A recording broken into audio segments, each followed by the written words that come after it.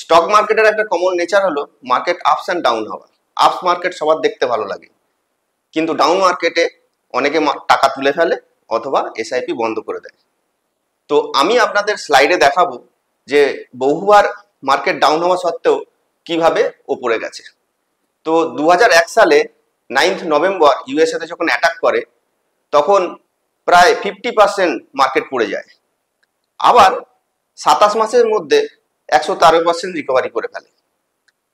Similarly 2004 সালে BJP government যখন ইলেকশনে হেরে যায় তখন প্রায় 27% মার্কেট পড়ে যায়। আবার 6 মাসের মধ্যে সেটা 37% রিকভারি করে ফেলে। এবার সব থেকে বড় ঘটনা বলবো যেটা 2008 সালে ঘটেছিল, গ্লোবাল ফিনান্সিয়াল ক্রাইসিস। 14 মাসের মধ্যে 61% মার্কেট ডাউন হয়। মানে কারোর যদি 100 টাকা পড়ে থাকতো তার ভ্যালু ছিল 39 টাকা। তারপর 20 মাসের মধ্যে সেটা 156% রিকভারি করে ফেলে এবং যারা টাকা তোলেনি বা যারা ইনভেস্টমেন্ট করেছিল সেই সময় তারা সেই হারে নিজেদের টাকাকে গ্রো করে ফেলে।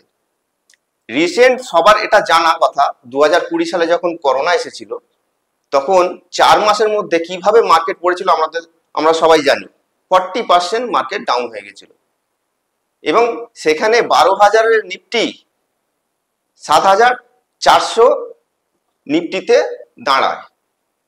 তারপরে সেটা ধীরে ধীরে দেখেছি কিভাবে বাড়তে বাড়তে আস্তে আস্তে সেটা 24,000 ক্রস করে ফেলে এবং সেটা 4 বছরের মধ্যেই কমপ্লিট হয়।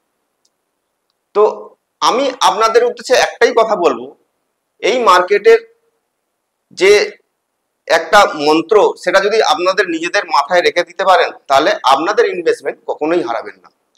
সেটা কি? সেটা হলো correction is temporary but growth is permanent.